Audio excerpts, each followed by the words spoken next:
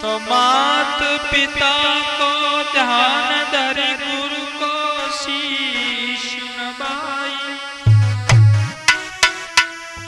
मात सरस्वती चित लाई के हम कई सिट रहे बनाई।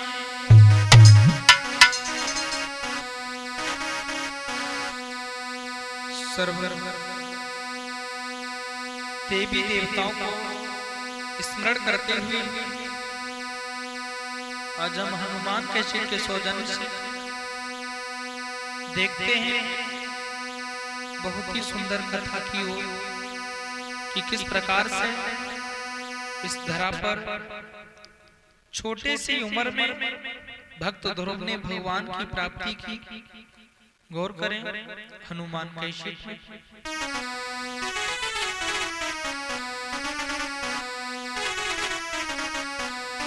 उद्दानपाद नाम के एक राजा हुए हैं।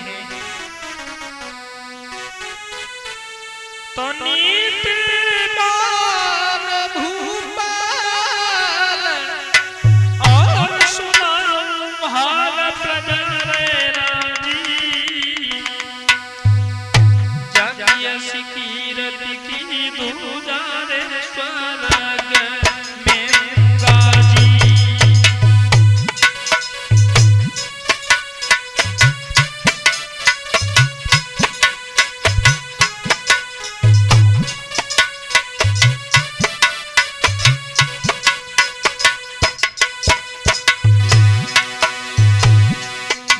सुंदर राजा हुए हैं। इनका नाम है उद्दानपाद। इनके घर में इनके आंगन में बहुत सुंदर स्त्री है जिसका नाम है सुनीति।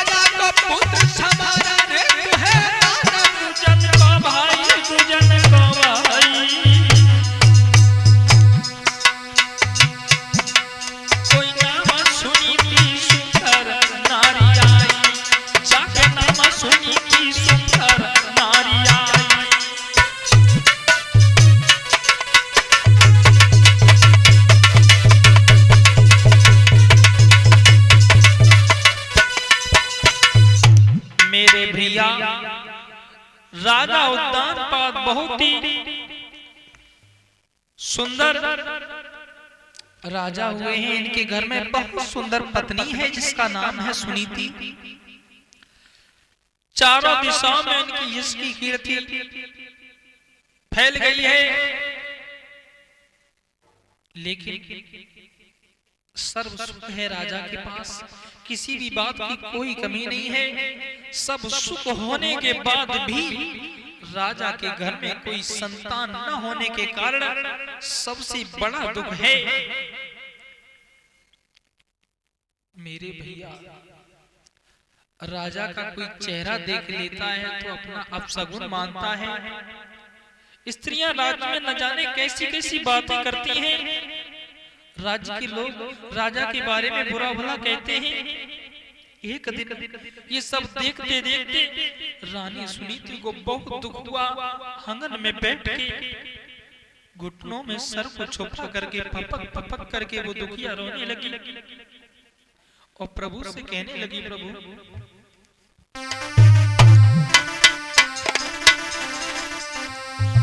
प्रभु तेरे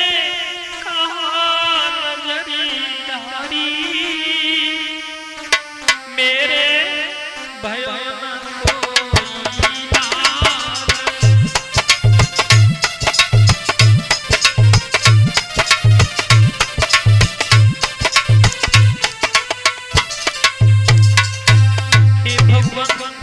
प्रभु तेरे का नजरी तारी मेरे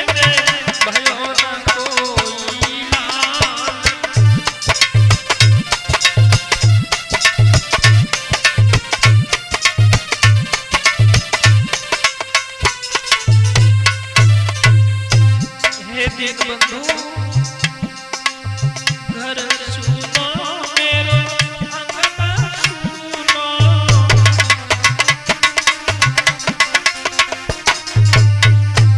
अरे घर सुनो मेरो अंगना सुनो,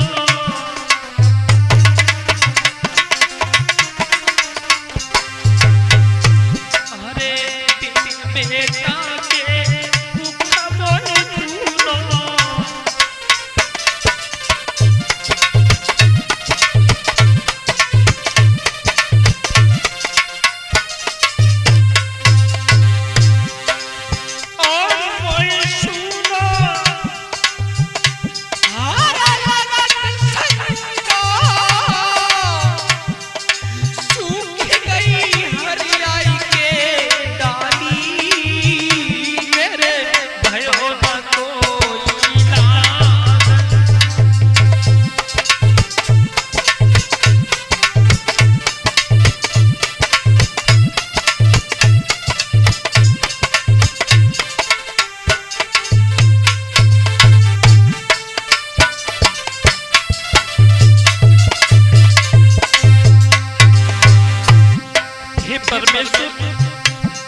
हमने ऐसे कौन से पाप किए थे जो तूने हमें एक पुत्र रत्न नहीं दिया, कौन सी भूल बन गई, कौन से हैं अपराध हमारे,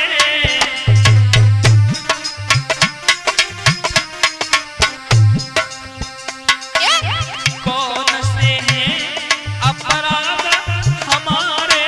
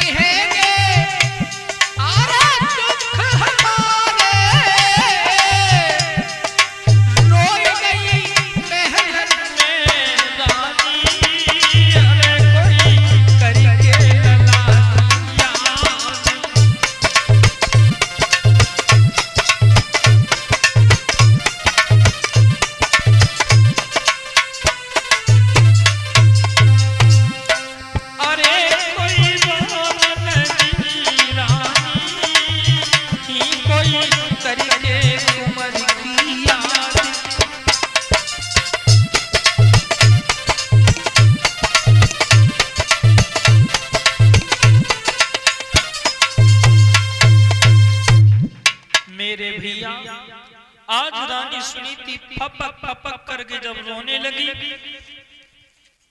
जब बांदी ने रानी सुनीति को रोता हुआ देखा, भाग करके आई सहेली, सहेली अरे महारानी क्या हुआ, आप क्यों रो रही हो, क्या कारण है। रानी रो के कहने लगी बहन कुछ न पूछे। बांदी कहने लगी आखिर कारण क्या है, बात क्या है, हमें बताओ तो। रानी कहने लगी कुछ मत करो, मेरे महाराज को मेरे पास बुलवा दो, जल्दी चले जाओ बांदी। सुनो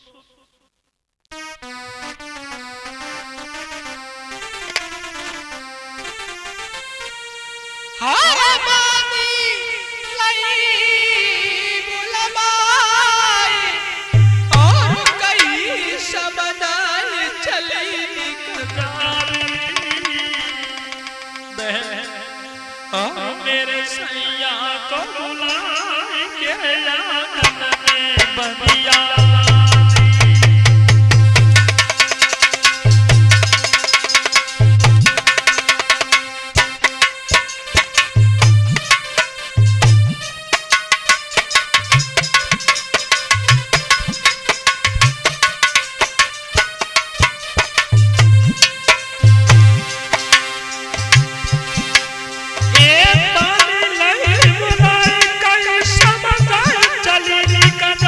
चली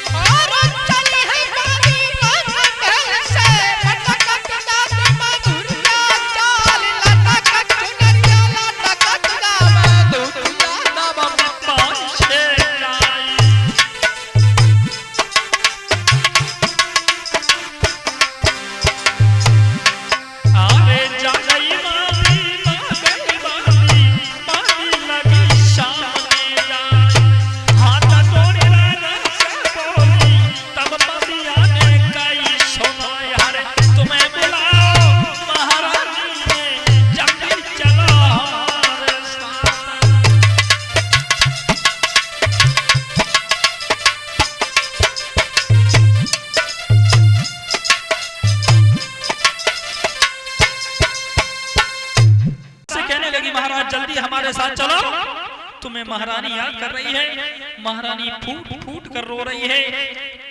जब महाराज उद्यानपाद ने इतने शब्द सुने, कहने लगे क्या महारानी रो रही है? अरे काय को रो रही है? बोले चल के देखो खुद क्यों रो रही है। देर नहीं की राजा ने फौरन ही अपने राजमहल की ओर बढ़े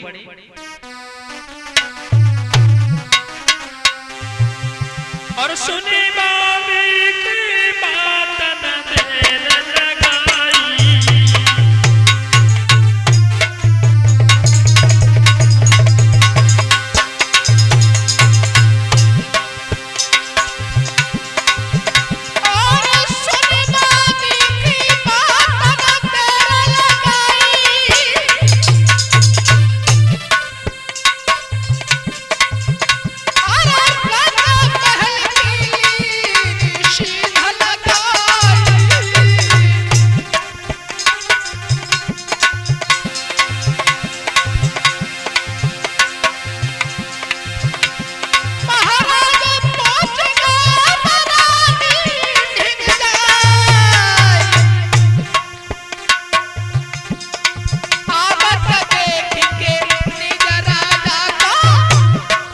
पिलाया मोर की पंखा से महाराज के ऊपर हवा करने लगी।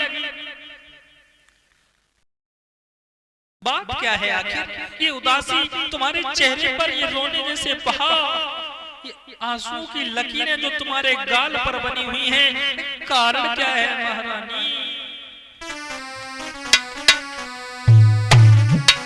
कि किस कारण से तुम दुखी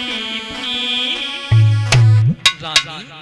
महाराज उद्यानपाद अपनी रानी सुनीति से कहते हैं, रानी कि किस कारण से तुम दुखी भी? हरे बबला मेरी घरवा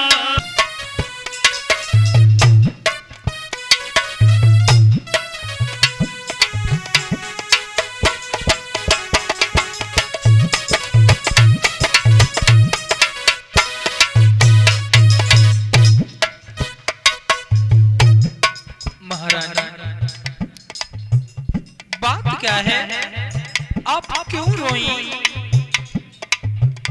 बताओ तो सही।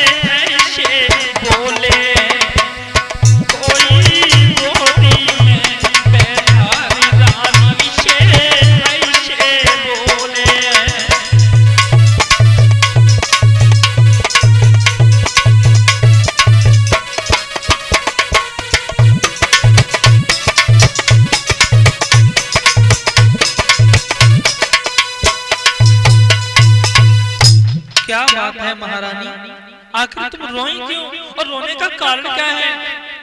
हमारे घर में सर्व सुख है, किसी भी बात की कोई कमी नहीं है, फिर तुम क्यों रोई? रानी ने जब इतने शब्द महाराज के मुंह से सुने,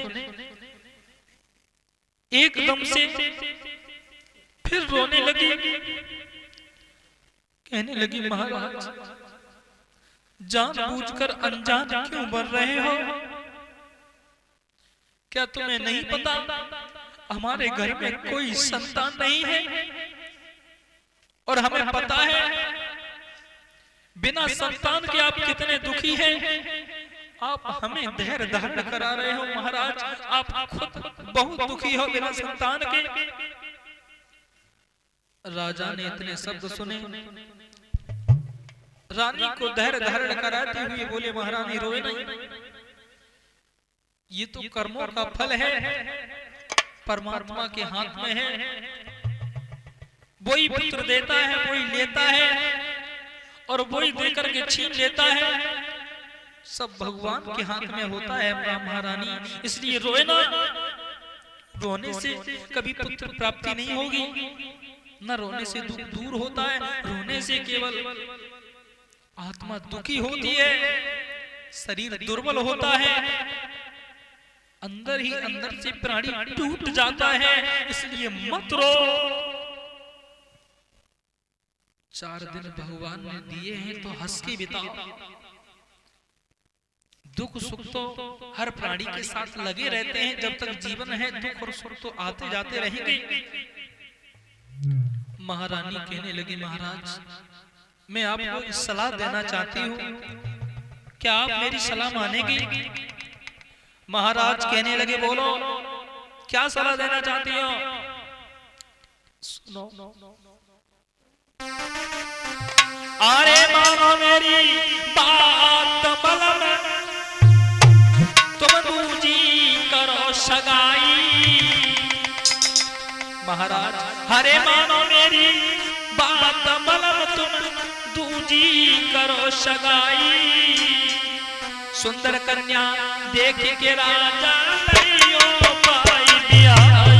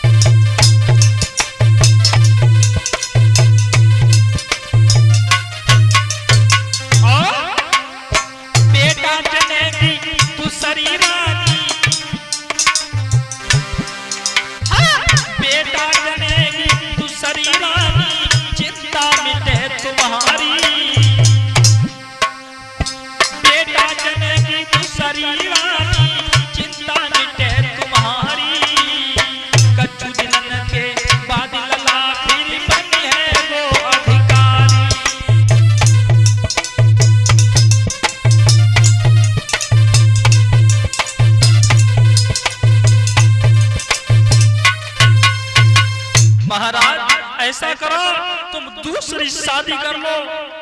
जब दूसरी पत्नी तुम्हारे घर में आएगी, क्या पता उसके गर्भ से कोई बच्चा जन्म ले ले। हो सकता है मैंने पूर्व जन्म में कोई पाप किए होंगे, इस वजह से मेरी कोख से किसी बच्चे ने जन्म नहीं लिया। हो सकता है दूसरी रानी आने की वजह से तुम्हारे घर में एक संतान जन्म ले ले, जिससे तुम्हारा आगे नाम चल जाएगा। राजा उद्यान पाद ने जैसे इतने शब्द सुने कहने लगे महारानी हमें लगता है तू पागल हो गई है। रानी कोई भी औरत ऐसी नहीं होगी जो अपने जीते जी अपनी सौत को देखना चाहे, और तू जीते जी एक सौत को बुलाना चाहती है, मेरी दूसरी शादी करवाना चाहती है, कैसी है तू? रानी कहने लगी महाराज मैं तुम्हारे पैर पड़ रही हूँ, हाथ जोड़ रही हूँ, आप कृपा करके दूसरी शादी कर लो। राजा कहने लगे तू बिल्कुल पागल है, तूने वो कहावत नहीं सुनी है सौत चूनकी बुरी, सौत तो चूनकी भी बुरी होती है, और तू मेरी दूसरी शादी करवाना चाहती है। सुन, एक किसान के 2 पत्नियां थी। अब सुने रानी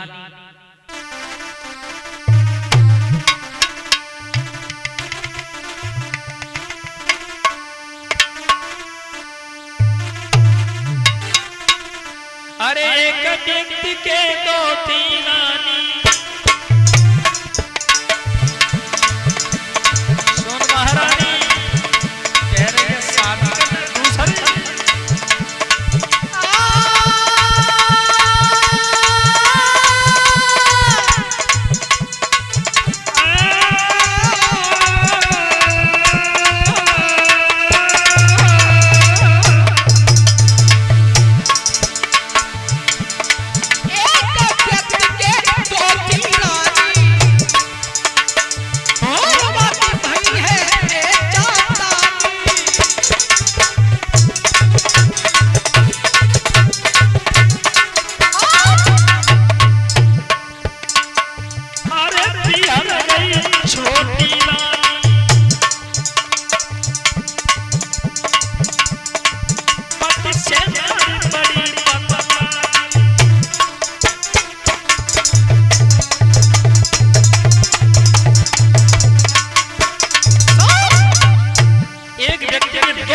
थी, दोनों आपस में हमेशा झगड़ती रहती थी।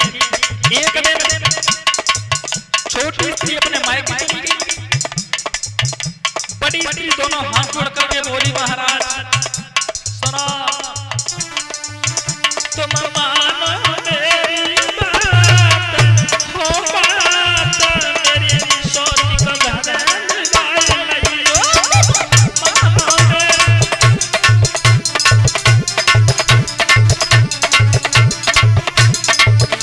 सोनदानी। वो स्त्री अपने पति से बोली, अरे घर में काम अधिक है सैया, घर में काम अधिक है सैया, पकड़ूं तेरे दोनों पैया,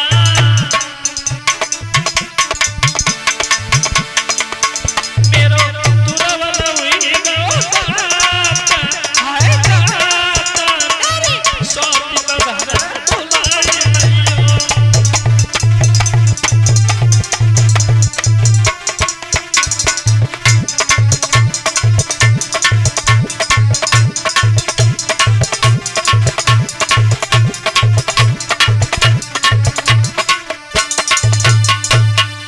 एक दिन जब छोटी पत्नी अपने मायके चली गई, बड़ी औरत अपने पति से बोली, महाराज ऐसा करो, हमारी छोटी बहन को जाके बुला लो, हमें उसके बगैर अच्छा नहीं लगता, घर में बहुत काम है, वो अगर घर में होती मैं उससे झगड़ती रहती थी, अब वो भी नहीं है, मुझे अच्छा ही नहीं लगता।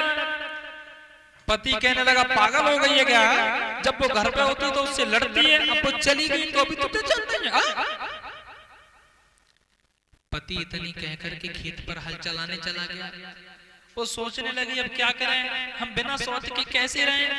फौरन ही एक दिमाग में बात गूंजी, क्यों ना आटा की सौत बनाए, और आटा की सौत बनाई, खटिया पराई दी, ऊपर से रजाई और उड़ाई दी,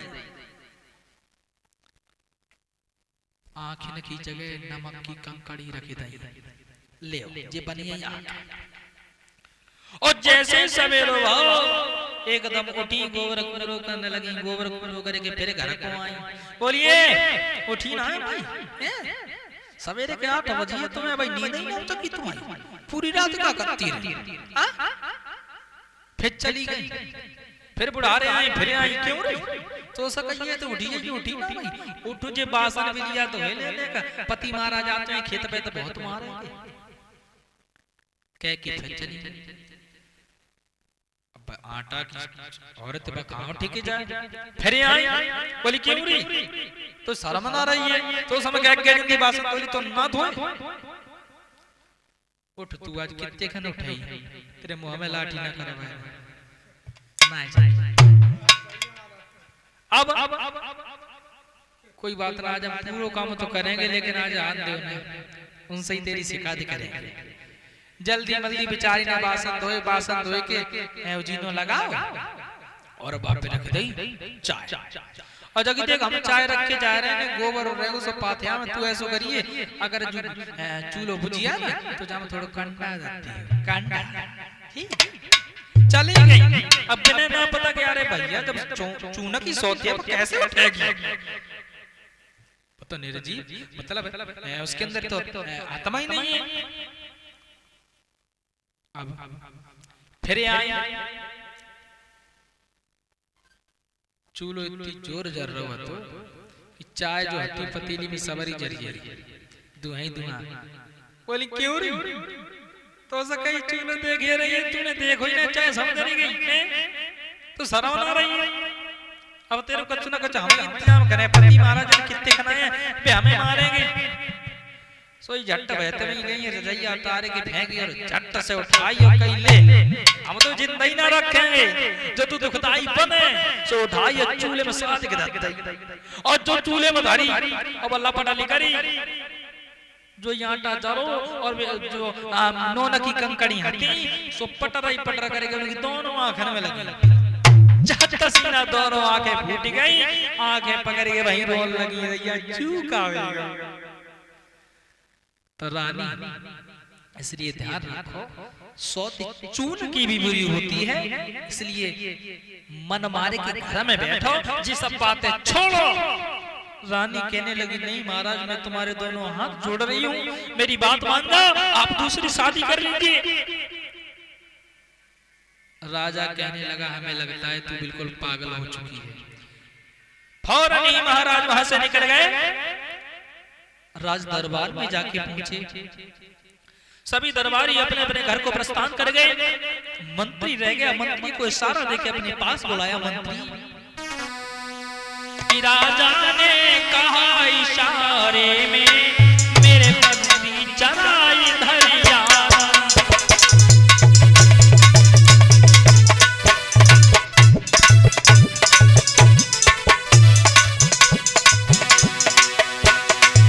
महाराज ने इशारा दिया, मंत्री राजा ने कहा इशारे में, मेरे मंत्री जरा इधर आना। कोई बातचीत करनी तुमसे, कोई सही फैसला समझाना।